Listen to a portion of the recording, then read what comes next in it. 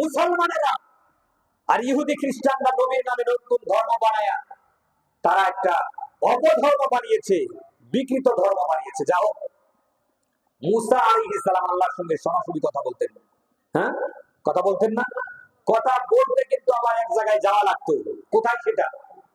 তুর পাহাড়ে। আল্লাহ রাব্বুল আলামিন যখন মুসা আলাইহিস সালামের সঙ্গে প্রথম নূরের মাধ্যমে যোগাযোগ করলেন, নূর যখন দেখা দিল তার সামনে আগুনের আকারে, হযরত মুসা আলাইহিস সালাম ভয় পেয়ে গেলেন।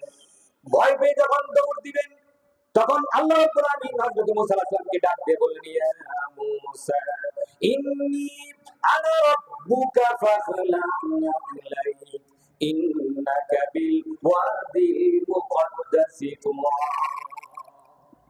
ও মুসলমানেরা, আল্লাহ রাব্বুল আলামিন পরিষ্কার করে বললেন, হে মুসা, তুমি ভয় পেও না, আমি তোমার রব, আমি তোমার আল্লাহ, তোমার সঙ্গে আমি এখন কথা বলবো।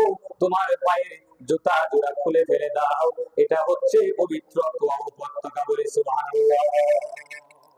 পবিত্র তুয়া উপত্যকায় আল্লাহ রাব্বুল আলামিন মুসা আলাইহিস সালামের সঙ্গে যখন কথা বললেন, তখন জুতা খুলে ফেলতে বললেন। আর আমাদের নবী সাল্লাল্লাহু আলাইহি ওয়াসাল্লাম যখন মেরাজে গিয়েছিলেন, জুতা কি রেখে গেছিলেন? না না, জুতা পায়ে দিয়ে তো তিনি যাইতেই আছেন। আর আশ্চর্য হয়ে যাচ্ছে আল্লাহর এই বিশাল সৃষ্টি জগৎ মহাকাশ দেখে তিনি তো নিজের দিকে খেয়াল করার সুযোগ পাচ্ছেন না। কোথায় গেছেন তিনি? তামাম দুনিয়ার সমস্ত বিজ্ঞানীরা মিলে গবেষণা করে আল্লাহর একটা তারাই এখনো দেখতে পায় নাই। আর আল্লাহ রাব্বুল আলামিনের রাসূল এই বিশাল নক্ষত্ররাজি, বিশাল গ্যালাক্সি, ইউনিভার্স, মাল্টিভার্স ছাড়িয়ে, প্রথম আসমান, দ্বিতীয় আসমান, তৃতীয় আসমান ছাড়িয়ে আল্লাহ আরশে আজিমে চলে গিয়েছেন। বলে আল্লাহু আকবার। সেই আরশে আজিমে যাওয়ার পরে আমাদের নবী সাল্লাল্লাহু আলাইহি ওয়াসাল্লামের পায়ে জুতা মোবারক ছিল না? তিনি জুতা খুলতে গেলেন, আল্লাহ রাব্বুল আলামিন তাকে জুতা খুলতে নিষেধ করেছেন। আল্লাহর আরশ পর্যন্ত আমার নবীর জুতা নিয়ে যাওয়ার অনুমতি ছিল। নবী করিম সাল্লাল্লাহু আলাইহি ওয়াসাল্লাম জুতা পরেই নামাজ পড়তেন। কিন্তু এখন কি আপনারা কার্পেটের উপরে ফরাশ বিছানো মসজিদের মধ্যে জুতা নিয়ে যাবেন? এখন তো আমরা ঘরের মধ্যে জুতা নিয়ে যাই না। সুতরাং এটা পরিস্থিতির উপরে মাসালা। তবে জানা যায় যখন আমরা এমন পরিস্থিতিতে দাঁড়াই, জুতা খুলতে বাধ্য করার কোনো কারণ নাই। এটা বলতে অনেকটা ভয় পায়। আমি এক হুজুরকে বললাম যে এই মাসলাটা বলা দরকার তো মানুষকে। বুখারী শরীফের মধ্যে বললাম, হুজুর কয় ফিতনা হবে। আমি বললাম হাদিস বললে ফিতনা হয়, তাহলে আমরা কোনটা বলবো? মানুষকে তো সঠিকটা বুঝাইতে হবে। কথা বলে ঠিক কিনা?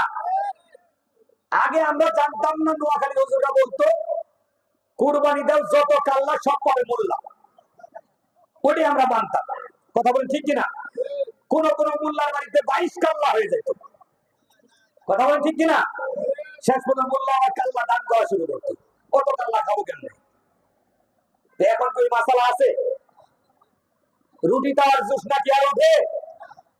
করে হুজুরের নতুন নতুন হাদিস বাইর করছে। কথা ঠিকই, আগে পড়ি নাই, এখন তো নতুনই মনে হবে। কথা বলেন ঠিক কিনা?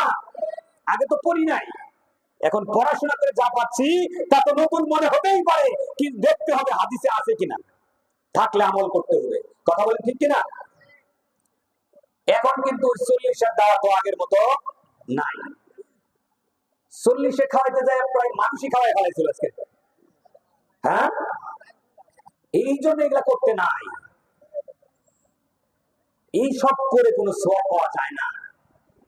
কারণ যাদেরকে ডেকেছেন দাওয়াত করার জন্য, ওরা এত অসহিষ্ণু, এত অধৈর্য, মানুষ পায়ে মেরে ফেলতেছে খাওয়ার জন্য। কথা বলে ঠিক কিনা? সুতরাং এই ধরনের খাওয়া দাওয়ার মধ্যে কোনো ফজিলত নাই। খাওয়ার জন্য মানুষ মানুষকে পাড়ায় মারতে পারে। আমি আজকে দুর্ঘটনার চোখে আমিও হাসপাতালে গেছিলাম। কালকে বিড়ালে ইচ্ছা করে খুব খামসাইছে আমারে। মশারির পাশে হাতটা পড়ে আছে দিনের বেলায়, সকালবেলা শুয়ে শুয়ে পড়তে পড়তে ঘুমায় গেছি, বিড়ালে আশ্রাইছে। যাই হোক, আমি ভ্যাকসিন দেওয়ার জন্য গেছি, গিয়ে দেখলাম একটা ছোট বাচ্চা, চোখে লাল রক্ত জমা, এইদিকে সেদিকে মানে থেতলে গেছে মাথাটা, মুখটা। আমি আশ্চর্য হয়ে গেলাম, এইভাবে তার কে মারছে? অ্যাক্সিডেন্ট করছে? বাচ্চার মা কান্নাকাটি করে বলছে, আমার 2টা বাচ্চা ওখানে গিয়েছিল মিলে, মোহাম্মদ আলীর মিলে গেছিল দাওয়াত খেতে, 2টা বাচ্চার এই পাড়ায় মাছ করে মেরে ফেলেছে। কি ভয়ানক কারবার! এই সমস্ত আয়োজন কোনো সোয়াবের আয়োজন নয়। আপনি খাওয়াবেন, গোপনে গরিব দুঃখীরে খাওয়ান, ঢাক ঢোল পিটায়া 150 মণ 500 মণ গোশত আয়োজন করে মানুষকে ঢাক ঢোল পিটানোর মধ্যে কোনো সোয়াব না। আপনি গরিব দুঃখীরে এমনি এমনি খাওয়ান, এতিমখানায় টাকা দেন, গরিব দুঃখীরে ঘর বাড়ি তুলে দেন, বাবা মার নিয়তে তারা সোয়াব পাবে। প্রিয় হাজিরিন, যে কথা বলছিলাম, আল্লাহর এই দুনিয়ায় আল্লাহর দ্বীন একটাই, আল্লাহর ইসলাম একটাই। একদিকে মুখে মুখে দাবি করি মুসলমান, আল্লাহর বিধান মানি না।